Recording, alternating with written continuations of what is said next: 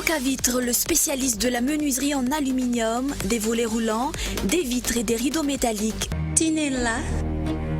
Aza makany akafitsony, tongava malaky amin'ny magasin Baolay. Pour votre formation après le bac, ISA, Institut supérieur d'Antananarivo. GSI, université privée habilitée par l'État. Socavitre, magasin Baolay, ISA, Institut supérieur d'Antananarivo, université GSI, Anulchuanao ni Vavao.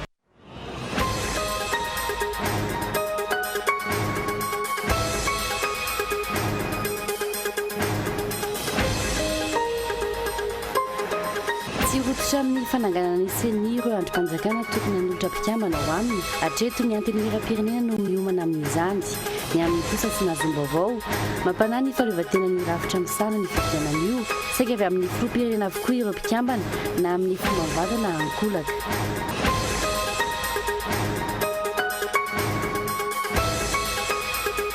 Tambatra iray ny ministera ny fiompiana, ny fambolena, ny jono ary ny tontolo iainana hoy ireo manam-pahaizana momba ny fambolena na ny ingénieur agronome. Izy ireo no tokony hitazona ny toerana maro anatin'io ministera lehibe io ary ny fanazavan'izy ireo androany noho ny fahafantaran'izy ireo ny zava-misy marina amin'ny fotony.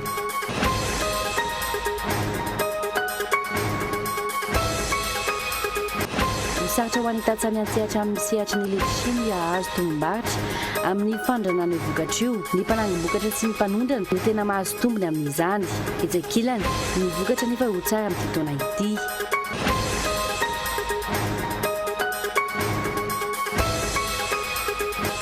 Isan'ny misongadina mandritra ny high-tech expo amin'ny 40 taona nosy ny drone tsy ny fakana sary sy orona tsara ihany no azo ampiasaina azy.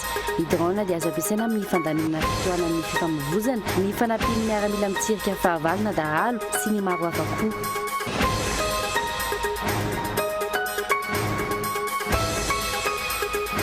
Fahalamjimapolo no maty mahery ny zato ireo naratra mafy tao aorian'ny fanafiany izay nifanesy ta Nigeria ny zoma sy ny sabotsy maraina teo. Tsy mbola nisy nilaza fa tompon'antika amin'ireo fanafian'ireo hatreto fa ny Boko Haram no voalaza fa nanapiteraka izany.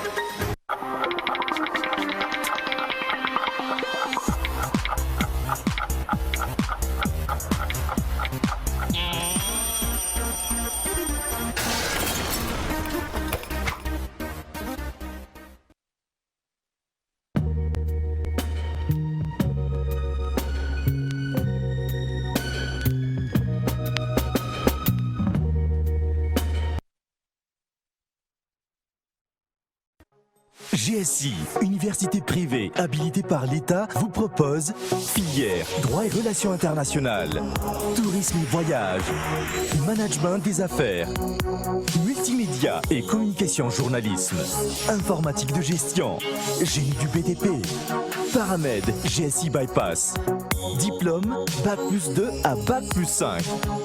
Inscription ouverte au GSI Antananarivo, GSI Analakil, GSI Itaos, GSI Bypass, GSI Amboudflau.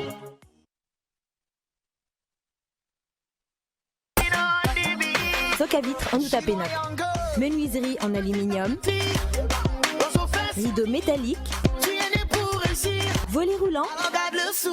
Vitres. Tôle.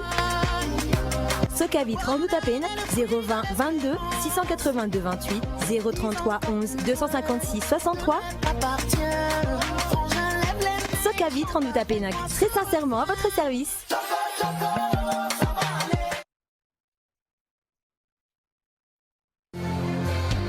Pour votre formation après le bac, ISA, Institut supérieur d'Antananarivo Ampatsakan Ambulkanj, vous propose les modules suivants.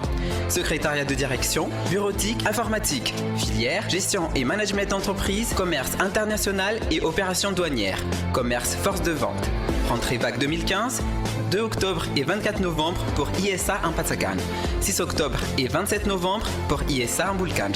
Pour votre formation en second cycle, ISA vous propose son lycée privé. Seconde, enseignement général, technique commerciale. Première, S, L, technique commerciale. Terminal A, C, D, technique commerciale. Matière informatique pour chaque niveau.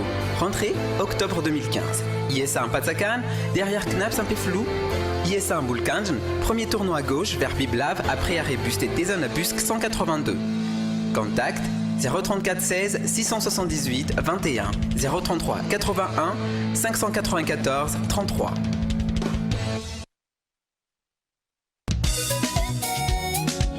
Tokatrano tsara karakara, fianakaviana milamina.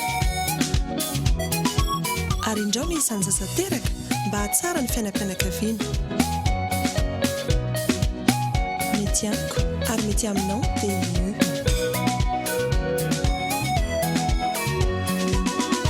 Azo antoka sy mahomby ny fampiasana azy. Dia io dia natao ho an'ny vehivavy toay.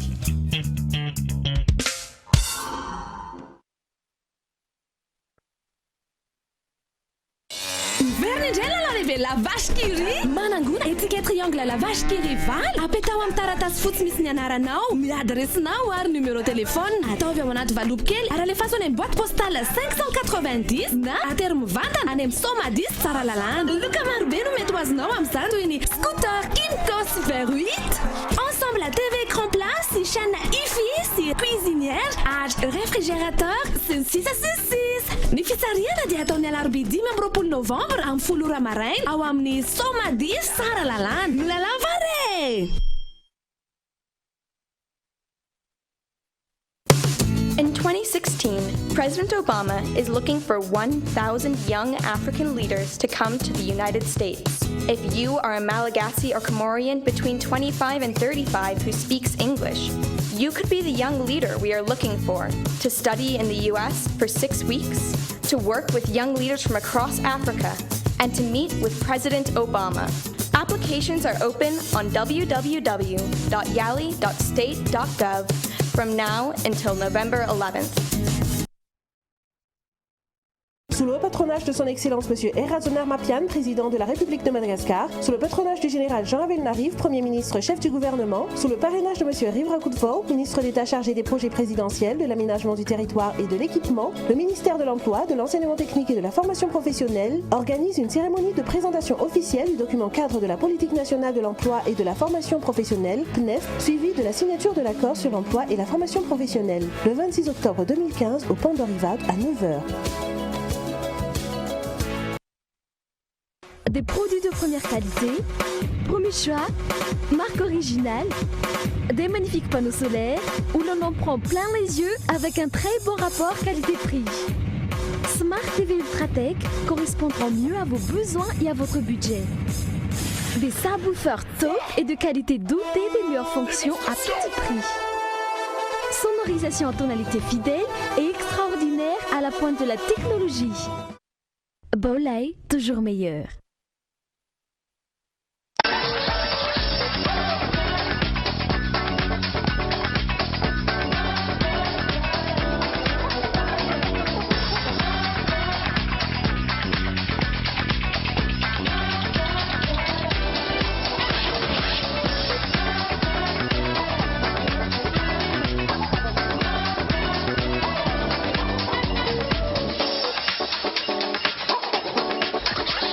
Luxor, le plaisir du confort. RTL Tour 2015 eto Antananarivo miaraka amin'ny Stéphanie Anga mamarana ny fankalazana ny faharoapolo taona eto Antananarivo hojron'ny Black Nadia Kinati Agongstabab ao ny Coliseum Antsontsobe ny alahady 8 novembre 2015 manomboka amin'ny 10 maraina vidy pidirana 3,000 ariary raha vidy amin'ny RTL Moneno dia 502 ariary. Partenaire média Cool TV, partenaire officiel Beryl, Huawei, sponsor officiel RTL.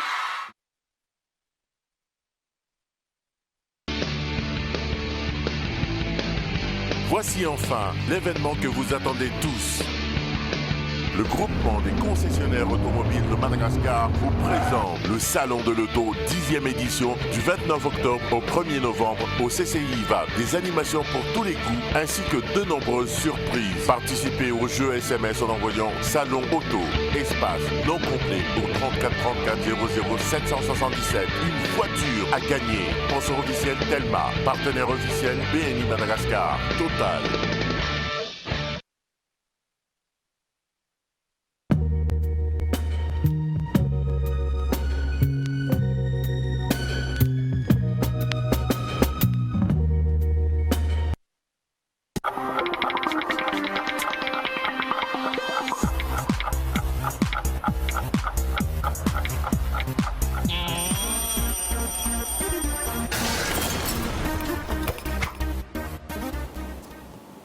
Takariva ny asabotsy fa 4 oktobra miaraba tompokilasy tompokivavy tonga soa ato anatin'ny fotoana ny fampahalalam-baovao. Manasanao ihany koa anaraka izany hatramin'ny farany isataratsika izany avy hatrany amin'ity takariva ity ny lafiny politika ay aty ombana ho aiza ny firenena entiny ireo mpitondra ireo izay no fantaniana mipetraka manoloana ny tsy fampiny tahirim-bola ao amin'ny banky foiben'ny Madagasikara roa volana sisa dia ho lany tanteraka ireo tahirim-bola ireo raha ny fanambarany gouvernoura ny banky foibe ny sanangatahina tany Lima, Peroa izay mbola tsy azo hatramin'izao. Miandry fionana vaovao indray any Paris, France amin'ny herintaona vao hita eo indray ny toy ny tantara rahantsika ary ny mahatonda atsoratra Gaëtan Andriantsilavo.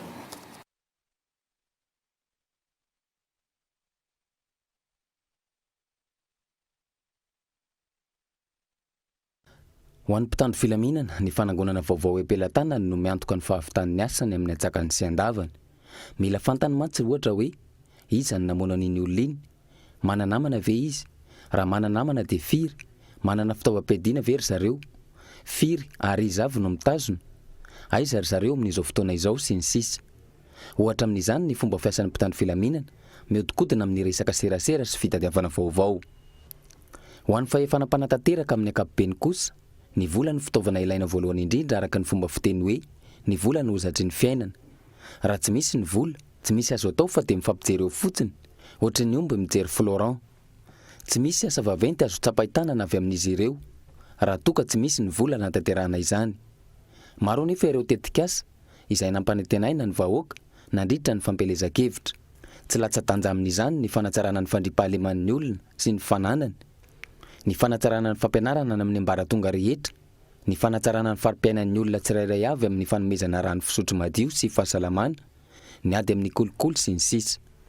Ankehitriny, mbola variana mitady vola ny mpitondra hanatanterahana ireo fampanantenana ireo. Hitrosa ary ve atao nefa mpamajo vola iraisam-pirenena tsy mety mahatoky ny mpitondra noho ny resaka kolokolo sy ny tsy fahaizana mitantana. Ireo resaka reo hatrany no asesiny, fa raha tena zoena tsara nefa ny raharaha dia miady tsy manam-bola ihany koa ireo mpamajo vola iraisam-pirenena. Ny antony, ny firenena tena mpandrotsa-bola ao dia mipampitrosa amana amin'ny ara ihany koa.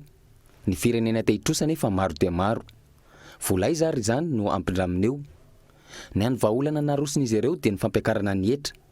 Ny vahoaka madinika tsy mandady arona indray no volosana amin'izany satria ny hetra eto amintsika dia tsy mifidy saranga. Hetra ho an'ny mpanan-karena, hetra ho an'ny olon-tsotra, hetra ho an'ny mahanitra fa dia iarany avokoa. Vahaolana vonjimaika ihany koa io fampiakarana hetra io. Raha toa ka hankatoavin'ny solombavambahoaka tsy misy fanovana, ny teti-bola ho an'ny taona 2024 ampidirina any amin'ny anteny meram-pirenena, tokony hambara io fiakarana hetra io. Ny vahaolana maharitra dia tsy misy afa-tsy ny fahaizana mitrandraka sy ny fahaizana mitantana, ny arena voajanahary eto amintsika. Ao ny ranomasina, ny torapasika, ny ala, ny arena kibon'ny tany, indrindra ny olona. Mbola eo amin'izay lafiny politika izay hatrany mikasika ny seny kosa indray dia mbola ny anteny miram-pirenena ihany hatreto no efa miomakomana amin'ny fifidianana izay ho mpikambana ao anatiny ity rafitra vaovao mpikarakara ny fifidianana ity. Tsy mbola nahita teny kosa ireo rafitra hafa tokony fidy mpikambana ao anatin'izany. Hetsakilan'izay dia sarotsarotra ny atokony sy ny fangararana tanteraka ao anatiny ity rafitra vaovao ity manoloana ireo mpikambana ao anatiny izay saika avy amin'ny filoham-pirenena avokoa na mivantana izany na tsy fanadihadiana iarana amin'ny zora kotondrina. Tsy mbola misy fantatra treto ny mpikambana ao anatin'ny seny vaovao. Herinandro aty aoriana moany fitsarana momba ny lalam-pandrenana ny didina anambara fa manaraka ny lalam-pandrenana ilalana momba ny ity rafitra ity.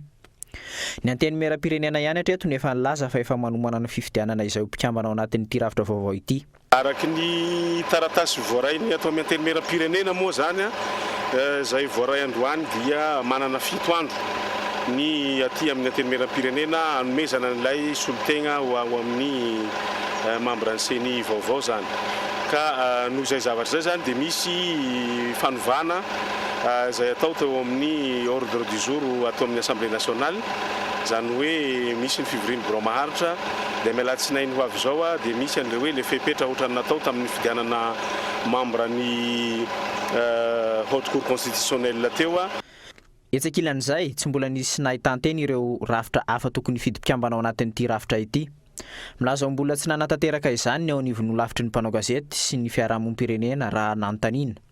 Etsekilan'izay tsy mbola nahitanteny ny avy ao anivon'ny lafitry misolo vava ny ACC.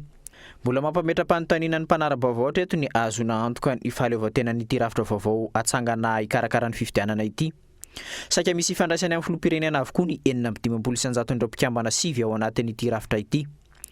Izy no manendry mivantana ny mpikambana iray. Ny mpikambana faharoa dia fidin'ny ACC. Ny filoham-pirenena nefa nanendry ny ampahany betsaka atao amin'ny ACC, isan'izany ny filohan'ny ACC. Ny mpikambana iray avy amin'ny anteny mera-pirenena izay mbola ananany filoha maro anisa ihany koa. Mpikambana iray fidin'ny loha-olona. Ny filoham-pirenena nefa no manendry ny iray apatelo mpikambana ao amin'ny anteny meran-doha-olona. Miampy ireo loha-olona ho fidin'ny ben'ny tanàna sy mpanolo-tsaina maro anisa avy amin'ny HVM izay azo antoka ny azony maro anisa amin'izany. Mbola ny filoham-pirenena ihany koa no filohan'ny CSM izay manam-pahefana betsaka ao amin'ny fanendrena ireo mpikambana ao anatin'ny fitsarana tampony izay mifidy mpikambana iray hafa. Ankoatra ireo ny mpikambana 4 ambiny, iray fidin'ny lafitry mpisolo vava, iray fidin'ny lafitry mpanao gazety, ary ny roa farany fidin'ny fiarahamonim-pirenena misahana ny fifidianana. Mbola andrasana araka izany ny fitsanganan'ity CENI ity. Fohy dia fohy anefa ny fotoana satria amin'ny 27 ny volana Desambra ny fifidianana voalohany tokony ho karakarainy ny CENI. Lafim-baovao hafa kosa indray tokony tambatra ho iray ny ministeran'ny fiompiana ny fambolena, ny jono ary ny tontolo iainana ary tokony ho tafiditra na mitarika io ministera io ireo manam-pahaizana momba ny fambolena na ny ingénieur agronome. Nivory tao amin'ny efitran'ny CCI Antaninarenina moa androany ny syndicat des ingénieurs agronomes de Madagascar na mbola vola paikady ho fampandrosoana ny sehatry ny fambolena sy ny fiompiana ary ny tontolo iainana izy ireo nandritra izany fanadiadiana. Ny olona fampandrosoana eto Madagasikara dia tsy ho vaovà raha tsy miainga avy any fotony. Maro ny fikarohana natao teto izay novatsiany avy any ivelan'ny vola, saingy ny fanatanterahana ny vokatra sy ny vahaolana avy eo no tsy misy. Mpanolo-kevitra ihany ireo manam-pahaizana ireo fa ny ministera tsirairay avy ny fanatanterahana. Tsy miaraka mihitsy le mpikaroka sy le ary mazana voka-pikarohana tsy dia tena tonga any amin'le tatsara. Ohatrany lasa azona famatsim-bola fotsiny dia mizany eo dikaterantsika ny antsika dia takany hoe mahazo vola avy amin'ny fa liasa tao ary ohatrany tsy dia hitako loatra. Tokony miandraika any amin'ny tatsara le zavatra fikarohana ataonao fa tsy famezana famalifaliana ny mpamatsy vola fotsiny hoe zay navita pikarohana an'ity. Agronoma ihany koa no mikaroka, misy ifandraisany io. Tokony miaraka foana ny fikarohana sy ny ministera mampita lena moa zany le ahitao hita tany amin'le fikarohana. Na le ministera izy ankepo saratsaraka be.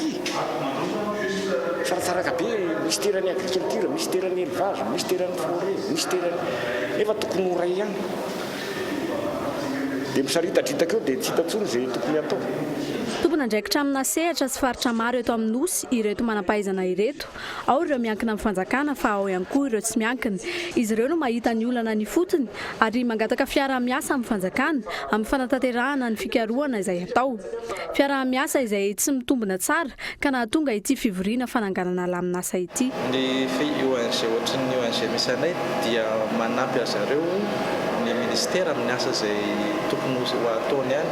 Ny asa tena saniny zany hatreto dia ny hoe amin'ny resaka contrôle sy ny manao hoe suivi ny activité fa ny eo amin'ny hoe ny asa mivaingana zany aloha hoe tena eo zany contrôle sy ny suivi dia eo koa ny sensibilisation zany rahana amin'ny zareo ihany fa ny ankoatran'izay zany dia mbola hoe tsy dia tena misy mazava tsy tena misy mivaingana loatra le fikambanana toy ny lasa prendre en charge ny zareo soroka miara-milanja sy tongotra miara-mamindra no ahavahan'ny olana mianjady amin'ny vahoaka malagasy ary izay tsy mahisy biky ihany koa dia mahifatrambary ka samy manana andraikitra feno amin'ny fampandrosoana ny tsirairay avy ao anatin'izany ny olana mipetraka nefa dia ny hoe fahavononana ve no samy manana ny azy sa ny lahara-pahamehana.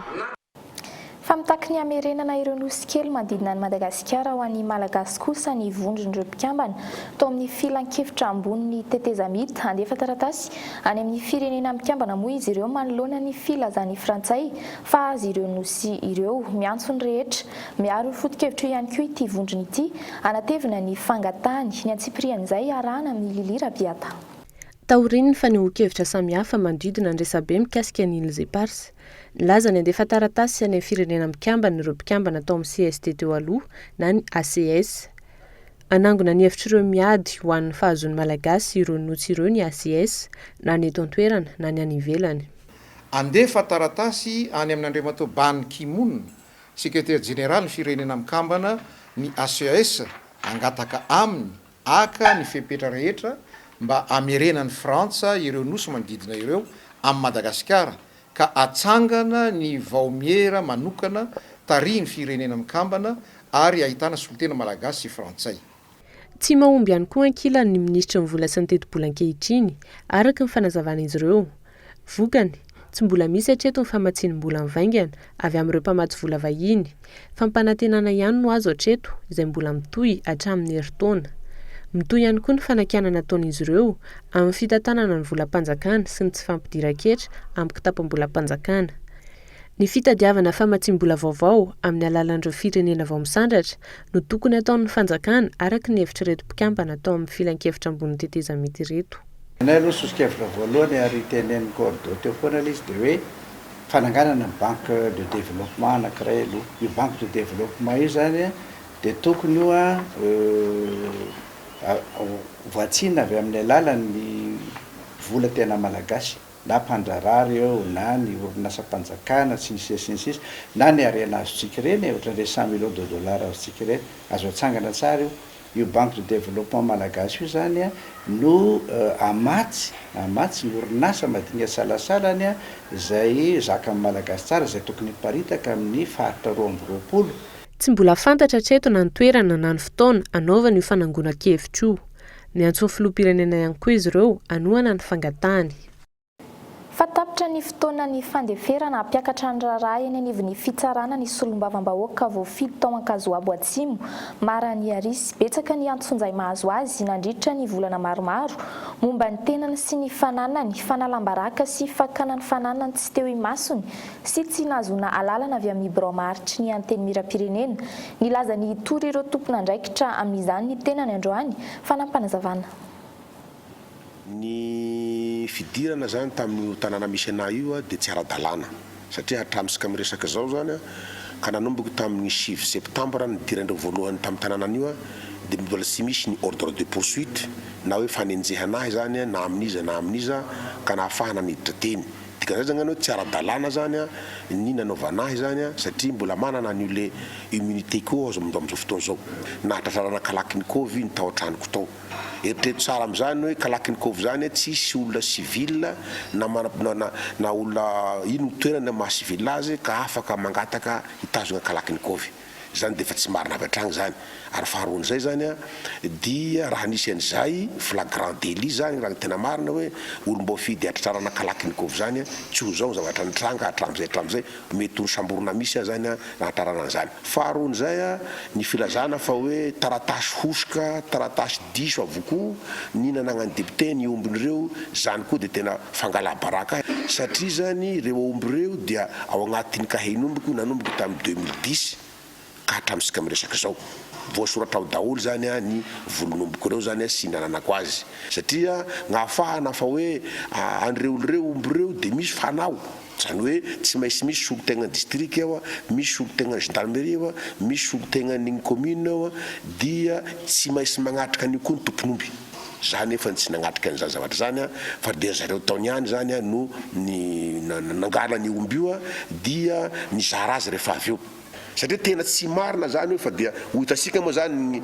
zavatra mitranga ataon'ny tribunal satria zaho efa nametraka fitoriana am'ireo halatra satria adikaka ho halatra ataon'igny zay lehibe mitarika no fondram-pahalemana agny io ny lefitra voalohan'ny district ny commune ny gendarmerie zay nanao PV ny saran'ireo amboreo am'ireo olona lazaina fa hoe ho tompon'io sady misantoko reto reto dia mizara ny fananako tsy eo tompony no sady tsy vita provo fanagnany azy zany dolodolo zany dia miandry ny fitsarana moa sika zany pejy ny tekarena kosa indray mbola mijanona fampanantenana fotsiny ihany hatreto ny resaka angovo azo avozy ny eto amintsika tsy mbola hita ny volana tanterahana sy ny toerana ametrahana izany ny fanitarana ny centrale thermique amin'ny alalan'ny fampitomboana ny groupe indray no atao notokana ny filoham-pirenena androany moa ny groupe miisa 220 etsy an-tanan-drano izay ampanantenana fa ampihenany delestage eto andrenivohitra sy ny manodidiny Kaitan Translavo. Tsy mbola misy resaka ny fanatanterahana ireo tetikasa famokarana angovo maharitra izay nolazainy fa amatsiny ny banky iraisam-pirenena 80 hatramin'ny 520 tapitrisa dolara ny ministeran'ny angovo ny volana septambra lasa teo mijanona ho fampanantenana ihany zany hatreto androany nilaza ny filoham-pirenena fa efa mandeha ny tetikasa mitodika any amin'ny angovo azo avaozina ary hotokana na afaka volana vitsivitsy izany. Dia mitady le vahaolana maharitra eto amintsika ndika zany dia hoe ampitombotsika angana dia angana ny fampiasana an'ireo angovo hafa taka ny masoandro zay efa manomboka mametraka zay amin'izao fotoana izao hitantsika rehefa afaka volana vitsivitsy maromaro nitokanantsika an'izy ireny ho avy reny zany dia anena le 26 cents ho tonga tsy kelikely makaty amin'le 16 cents ary ampiana ihany koa zany lazaina rety hoe ny mpamatsy vola mieritreritra an'le hoe mbola betsaka amin'ny fanampiana ka tsy maintsy haina izy. Lafo dia lafo anefa ny fanatanterahana ny angovo azo avaozina any Sara ohatra 400 miliara euro no ilaina anamboarana toerana mamokatra herinaratra azo avy amin'ny masoandro. Any Kenya kosa indray 700 tapitrisa dolara no ilaina anamboarana toerana mamokatra herinaratra azo avy amin'ny rivotra. Aiza ho aiza amin'izany ny toe-bolan'ny fitondram-panjakana ny vola ampandehanana ny raharahana ministera miaritra hatrany. Ny mifanohitra amin'ny fikasana tanteraka angovo azo avaozina no hita amin'izao fotoana izao. Notokanana tamin'ny fomba ofisialy androany ny centrale thermique eto Antanandrano ahitana groupe miisa 250 ary amokatra herinaratra 70 megawatt mandeha solika avokoa ireo groupe ireo ka ny jirama sy ny fanjakana no iantoka ny gazoil izay miantoka ny fampihodinana ireto milina ireto. Amty zany efa vita calcul daholo zany ny fanarahana amty dia mbola jirama zany no miantoka ny carburant. Tsy ny gazoil ihany anefa ny jirama ihany koa ny vidin'ny vokatra izay vidina lafo ary amidy mora amin'ny mpanjifa. Amin'izao fotoana izao ny jirama dia 420 cents no coût zay zany no vidin'ny famokarana zay any jirama zany hoe rehefa atambatra ao ny herinirano itony machine itony sy zay endrim-pamokarana rehetra misy amin'izao fotoana izao dia 26 cents de l'euro amina euro zany no coût de revient ny kilowatt nefa ny varotana amin'ny mpanjifa dia 16 cents io lefa mampimenimenina antsika hoe lafo io tsy concurrentiel io 16 cents. Araka izany tsy maintsy mbola iampy ny trosan'ny jirama amin'ny fanjakana malagasy. Araka ny fanadihadiana natao ny orinasa jirama no ananany fanjakana volabe indrindra hatreto. Mbola itoy ihany koa ny fiankinandohan'ity orinasa ity amin'ny fanjakana fiankinandoha izay takiny mpamatsy vola iraisam-pirenena amin'izao fotoana izao.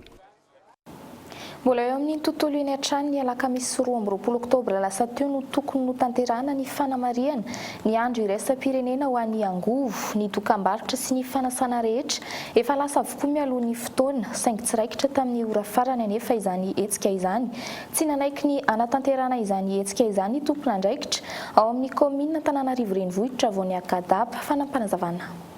Tokony no mariana teo anoloany ny lapantanana Antananarivo ny andro iraisam-pirenena ho an'ny angovo.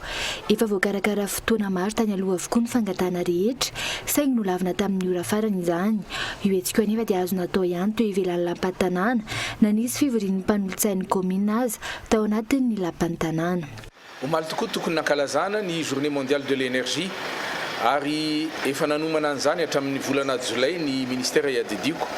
Tamin'ny izany volana zany no efa nampidirana ny fangatahana tamin'ny ny commune urbaine Antananarivo nazahoana fahazahoan-dalana tamin'ny tompon'andraikitra tamin'izany fotoana zany ary nazahoana ihany koa ny fahazahoan-dalana tamin'ny préfecture de police akory ny agaganay raha nylaza ry zareo latsaky ny 48 heures mialohan'io zany io tamin'ny talata folakandro no nazahonay fampahafantarana fa hoe tsy azonay ampiasaina indray zany ny atitrano ny hôtel de ville. Nateo azy zany rehetra zany dia tsy niembotra ny mpikarakara nokarohana izay mety ho vahaolana rehetra satria tsy maintsy mariana io andro io anery dia ny fanemorana azy amin'ny fotoana mahamety azy. Mitady vahaolana ihany zay jery tetsyteroa fa tsy mora moa ny manao zavatra dia nohony tsy fahitana toerana mahafapo ahafahana mankalaza ny kamaindrehana zany fankalazany zany andro lehibe zany dia aleonay nanemotra ho amin'ny fiandohan'ny volana novembre ny fankalazana ny journée mondiale de l'énergie. Eny ataontsika hoe samby balala mainandro le izy rehefa tsy azonay omaly dia ho azontsika amin'ny manaraka. Miembotra amin'ny fotoana mbola tsy voafatra araka izany ny fanamariana ny andro iraisam-pirenena ho an'ny angova eto amintsika. Ny olana manjady amin'ny vahoaka momba ny angova nefa dia mitombo hatrany. Maro ny fanontaniana mitady valiny avy amin'ny ministera piay rehefa tonga io andro io momba ny fampiasana angovo azo avaozana, ny fahafahana mampiditra jiro sy rano, ny fanazavana momba ny fiakarana tampoka ny vidin'ny jiro sy rano indrindra ny fitsahara ny délestage. Pejy ny toekarena izay hatrano tsara kokoa ny vokatra letchi amin'ity taona ity noho ny tamin'ny taon-dasa raha ny vaovao avy amin'ny centre technique horticole de Toamasina any amin'ny tapaky ny volana novambra no tombanana hanombohan'ny tao-piotazana amin'ity faritra atsinanana amin'ity taona ity saingy olana ho an'ny tatsapa-mokatra ny tsy fahazon'izy ireo tompony amin'ny fanondranana fanadiadiana iarahana amin'ny Feizo Rafaly. Mahatsiaro voambaka sy atao ankilabao ireo tatsatena mpamokatra ny letchi. Tsy misy ny fifampiresahana eo amin'izy ireo sy ny fanjakana amin'ny famerana ny vidin'ny letchi. Tsy misy ihany koa ny fijerena ifotony ny olana sy ny zava-misy iainan'izy ireo. Olon-kafa no misitraka ny ampaham-betsaka amin'ny vidim-bokatra. Ny mpanondrana ny vokatra toy ny hoe ny exportateur sy ny collecteur dia ireo ihany no tena mitroka ny tena hoe vidim-bokatra. Fa ny tantsaha dia tena tsy mahazo le tena vidim-bokatra marina zany.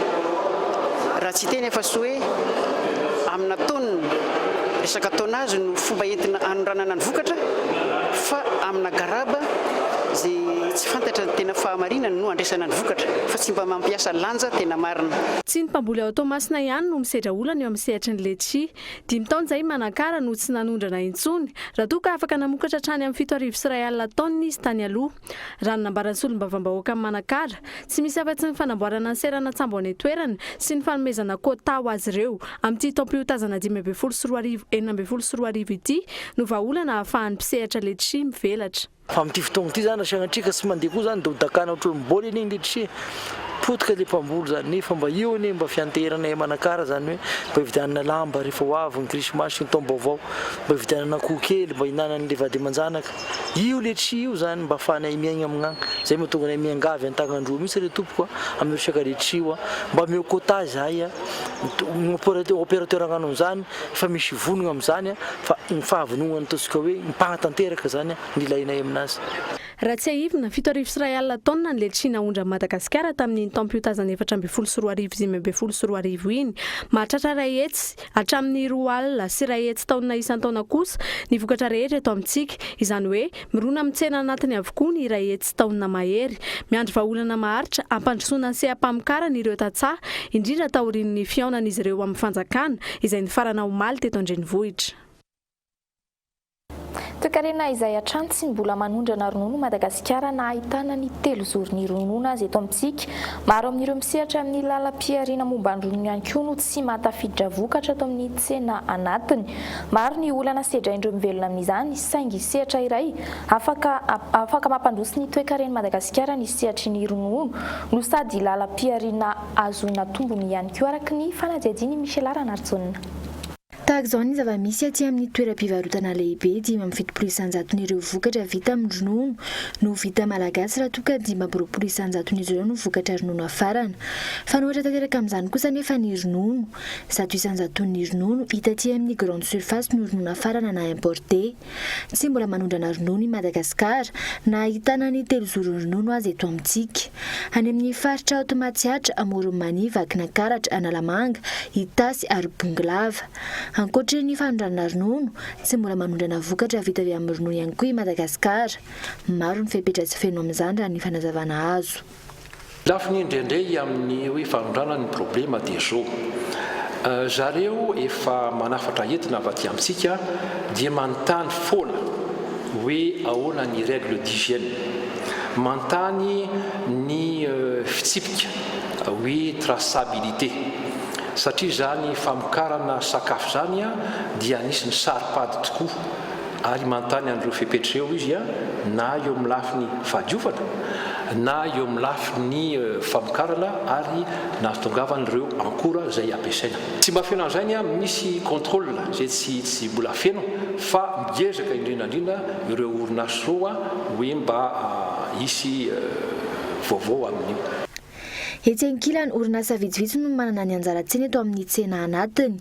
Sokole no mitana ny enimpolo isanjato ny tsena amin'ireo vokatra vita avy amin'ny ronono.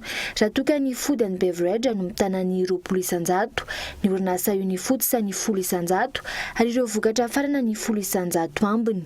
Tsy afaka mifaninana amin'ireo orinasa lehibe ireo mpandrara madinika indrindra tao aorian'ny krizy ny taona 2024. Tsy mahatafiditra ao amin'ny tsena anatiny any amin'ireo toeram-pivarotana lehibe ihany koa ireo zany tokony androso izy io fa miemby mijanona amin'izao mihitsy zany izy asa nahazonao ny tiako ambara mijanona le tokony hoe andefa any amina épicerie sy ny karazana zay fa noho le zay crise zay dia no nin'le crise iny mihitsy zany nanimba zavatra be dia be teto amin'ny firenetsika efa nanao contact tany zay fa tsy mahitahita dia anao mijanona amin'izao. Arahinao raha ampitso amin'ny 7 ariva ny andinindinizay ao anatin'ny fandarana alalino iompana betsaka indrindra amin'ny seha-piariana ronono eto Madagasikara ny fandarana.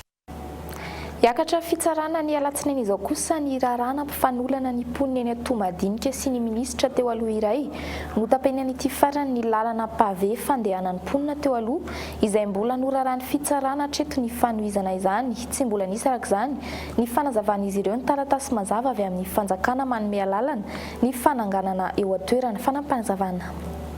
Lalankely iray pavé namboarin'ny FID eny Tomadinika no nitapena amin'ny minisitra iray teo aloha. Vokany lasa couloir de la mort tsy misy jiro no ifamezivezen'ny ponina. Mampitombo ny tranga fanendahana sy fanolanana eny an-toerana ny fisian'ny couloir de la mort io araka ny fanazavana ny solitena amin'ny ponina eny.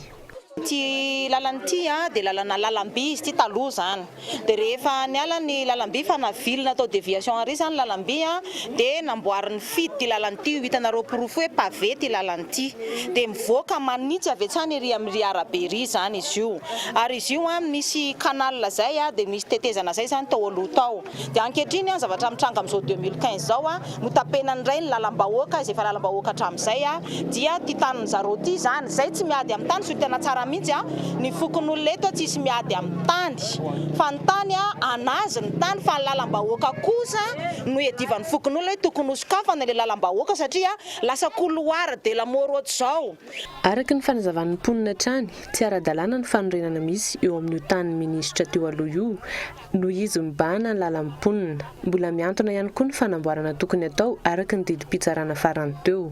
Tany amin'ny tribunal zay latsinainy efa niteny zany tao amin'ny tribunal nanontany ny afaka manohy le tamboho ve zahay dia niteny tao amin'ny tribunal mbola tsy afaka manohy nareo fa aloha hiandry amin'ny didim-pitsarana amin'ny latsinainy kanefa gaga zay efa nialin'iny dia efa nisy indray ny tsy natoriana mihitsy teto fa miasa amin'ny andro alina zareo amin'ny 1 alina manao an'le tamboho ndray maraina gaga ny vahoaka fa tapona ndray ny lalana dia tokony mba niandry an'le didim-pitsarana mivoaka izy zany latsinainy vao nanohy le asa raha mba tena hoe miaina tena hoe milalana. Ny alatsinainy izao indray no hiakatra fitsarana ity raharaha ity. Ankoatra ny fanampenana ity lalana ity mampitaraina ny ponina eny ihany koa ny fanotorana tany lakan-drano mampitoy amin'ny kanala Andriatany. Ahina sahady hoy izy ireo ny fiakaran-drano amin'izao fiandohan'ny fahavaratra izao. Eo amin'ny lafiny sosialy izay hatrany dia efa tafiditra ao anatin'ny vanim-potoana ny fahavaratra isika amin'izao fotoana izao.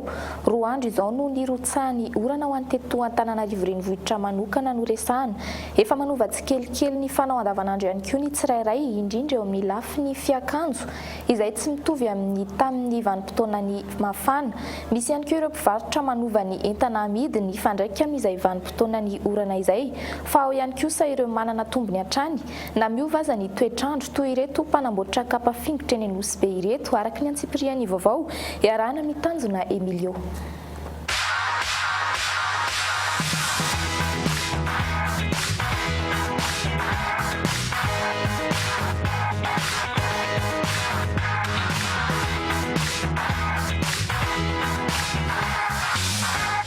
Asa fivelomana fianakaviana iray aty Anosibe ny fanamboarana kapa fingotra. Kodiarana fiarakodia efa tsy ampiasain'ny tsony no ahodiny ho lasa kapa. Asa tsy moramora satria mila herintsandry sy hakingan-tanana ny fandidiana azy, nefa dia nahavelona azy ireo nandritra ny 20 taona izao ny fanamboarana kapa fingotra. Raha ny fanazavany ity renim-pianakaviana ity. Efa vonanomboka niala nianatra. Izany arakaraka ny fahazotoana foana e. Ohatra zany ianao mazoto dia indraindray ianao mety mandray 1 million androany. Kamo ianao dia mety izay foana zany. Ny fahazotoana foana zany dia tamin'azy fa mimpandray anazy. Tsy latsa-danja mihoatra ny kapa avy any ivelany, indrindra ny vita sinoa ny kapa fingotra, indrindra eo amin'ny hamafiny. Ny endriny kosa dia efa nohavozin'izy ireo anaraka ny lamodiny ankehitriny. Ny vidiny zakany tsirairay avy. Zany tsy mifidy fahavaratra, tsy mifidy ririnina fa izay vita eo dia lafo foana. Izy zany mafy dia ankalazain'ny olona foana. Anankiray zany kapa sinoa ohatra hoe 25 000 na 30 000, nefa izy mahazo anazy 20 000. Nefa sady mafy dia akasitrahan'ny olona foana zany mividy anazy. Raha nambaran'izy ireo dia afaka manao zavatra hafa ihany izy ireo, izany hoe mandray commande fa saingy fingotra ihany no akora ampiasainy amin'izany. Hatreto anefa tsy mbola nieritreritry ny hanitatra ny asany hiala amin'ny kapa izy ireo ka efa nanamboatra kojakoja hafa ankoatra izay mety ilana ny fingotra amin'ny andavanandro.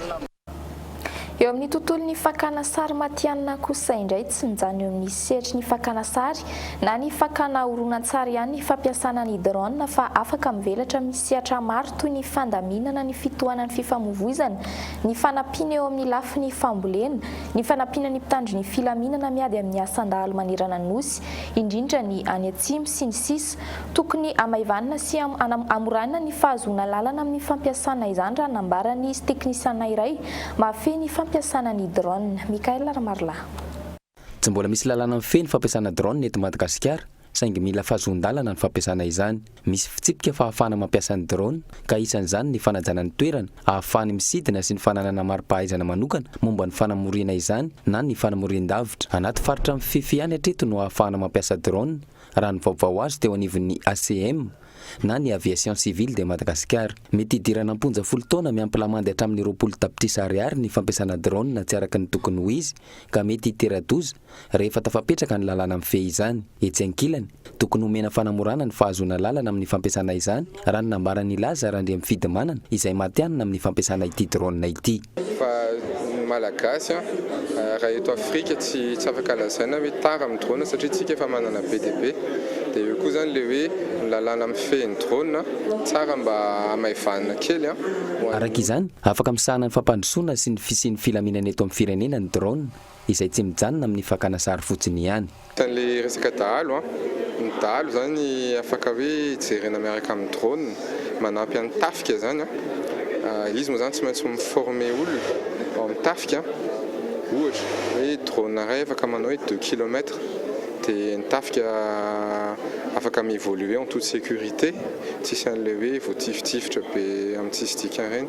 Dia afaka manampy mihitsy zany izahay izay afaka mampianatra olona ao amin'ny tafika ho ahilalao ampiasa an'le drone. Manao antsoavy zany izay ho an'ny tafika hoe afaka manao zavatra be dia be ary manavitra aina olona miaramila betsaka le drone. Afaka mivelatra amin'ny sehatra maro araka izany ity teknôlôjia ity ho antsika eto Madagasikara. Inona ary no sakana manoloana ny mpitondra tsy hampiasa io fitaovana ary fomba io mba hametrahana ny fandriampahalemana eto amin'ny tany sy ny firenena.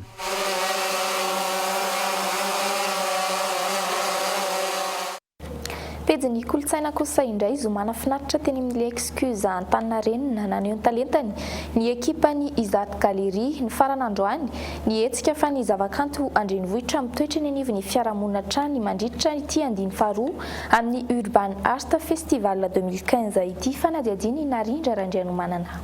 Nanome endrika ny tanàna tao anatin'ny 2 herinandro fa indrindra nizara ny zavakanto araka endrika amam-bika ny hetsika Urban Art Festival ho an'ny mponina eto andrenivohitra.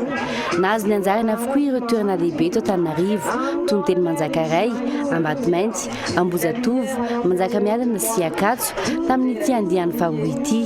Omaly naneho ny talentany tetsy Antaninarenina ireo mpiangalin'ny sary. This little light of mine, I'm gonna let it shine. This little light of mine, I'm gonna let it shine. You, this little light of mine, I'm gonna let it shine. taliona no nandravaka ny sehatra omaly tao anatin'ny hira enina izay fotoanana amin'ny tany ekipa ny Zara Galerie ny ridriny izay voaingy tamin'ny fomba tena kanto. Je veux des cascades d'amour et pas de goutte à goutte, ne faire qu'un flot avec toi. Et je pèse les mots, tu vois, j'essaie de contenir ma rage, mais pourtant c'est la cage de mon cœur. Fanabeazana amin'ny lalan'ny zavakanto an-tanàn-dehibe izay no aza mitinana ny andiany fahony Urban Art Festival. Fanabeazana amin'ny alalan'ny atrikasy ny fampitana hafatra amin'ny alalan'ny zavakanto ary kendrika amam-bika sy fanakalozana teo amin'ny mpiantsehatra malagasy sy vahiny. Nanomboka androany kosa ny slalom Pirelli etsy amin'ny tany malalaka etsy Andotapenaka iarahana amin'ny fédération sy ny pro-pneu miditra amin'ny fiadinan'ny tompon-daka ny Madagasikara amin'ny taona ity andiany fahenina mifarana rampitso moa ity fifananana ara-panatanjahantena ity fanadiadiana iarahana amin'ny Hakim Color. Nanomboka androany maraina ary tsy farana raha tsy rampitso ny slalom Pirelli 2024 tafiditra ao anaty dingana fahenina iadina izay ho tompon-daka ny Madagasikara eo amin'ny fanamborina fiarakodia sokajy slalom tampilalaovana 2024. Fifananana izay nokarakarain'ny fédération sport auto malagasy niarahana tamin'ny pro-pneu Pirelli ary natao tetsy amin'ny tany malalaka Andotapenaka. Raha nivokatra teo amin'ny première manche io arivo io teo amin'ireo sokajy fiara-panao rally dia pazato segondra no iadiny Lazas Fred eo amin'ny fiadinany lohany amin'ity dingana fahenin'ny championnat ity satria dia raha mitarika amin'ny isa 2 minitra sy 3.30 segondra sy 7.70 amin'izay laza avy eo amin'ny club Azatana nitondra Peugeot 106 M10 dia 2 minitra sy 3.30 segondra sy 1.90 kosa no fotoana nomeny Fred izay avy eo amin'ny club Asakmy nitondra Peugeot 306 sokajy izay mitarika vonjomaika ny lohan'ny championnat ary Teddy avy eo amin'ny club FMMSAM nitondra Peugeot 205 M10 no fahatelo vonjomaika tamin'ity slalom Pirelli ity. I Teddy izay nahavita fotoana 2 minitra sy 4.30 segondra sy 4.20 sy 400. Teo amin'ny sokajy SSV dia mitarika vonjomaika ny lohan'ity sokajy ity Erwan avy eo amin'ny club Asakmy nitondra Arctic 4000X izay nanao fotoana 2 minitra sy 5.40 segondra sy 5.20 sy 300 ary Gasla avy eo amin'ny club Asakmy nitondra Arctic 4000X no faharoa tamin'ny fotoana 2 minitra sy 5.40 segondra sy 5 sy 500 ary endry avy eo amin'ny club FMMSAM nitondra Polaris RZR 900 no fahatelo tamin'ny fotoana 2 minitra sy 7.40 segondra sy 2.30 sy 500.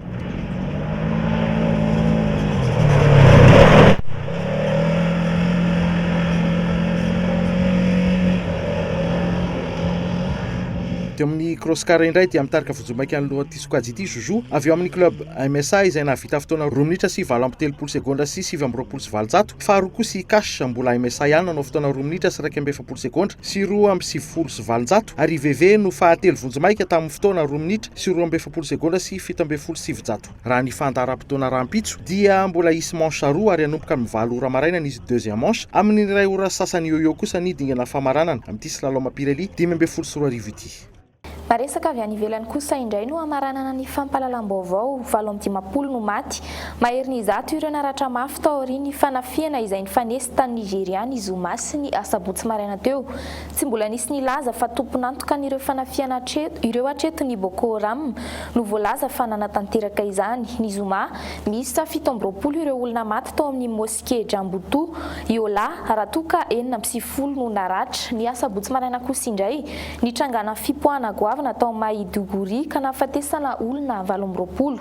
Raha tsy ivina miisa 7 sy 1 alina ireo olona maty raha toka 2.5 tapitrisa ireo nitsomponenana nanomboka tamin'ny taona 7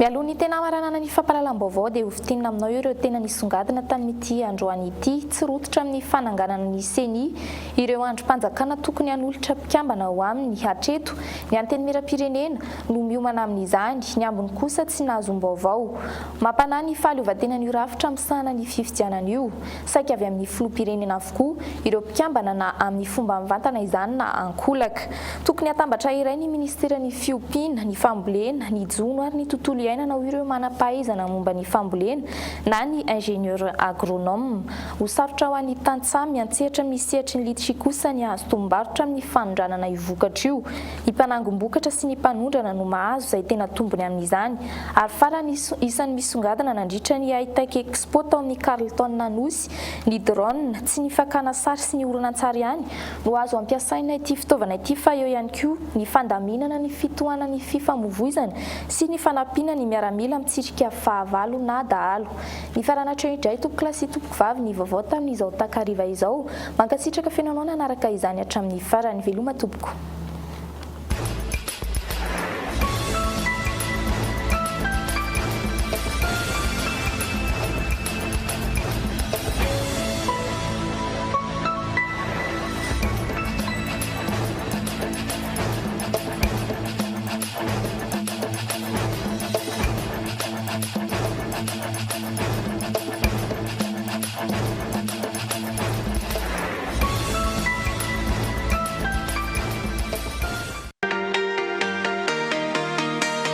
Socavitre, le spécialiste de la menuiserie en aluminium, des volets roulants, des vitres et des rideaux métalliques. Tinella. Aza makany akafitsony, tongava malaky amin'ny magasin Baolay. Pour votre formation après le bac, ISA, Institut supérieur d'Antananarivo. GSI, université privée habilitée par l'État. Ny fampalalam-bavao niarahanao tamin'ny Socavitre, magasin Baolay, ISA, Institut supérieur d'Antananarivo, université GSI.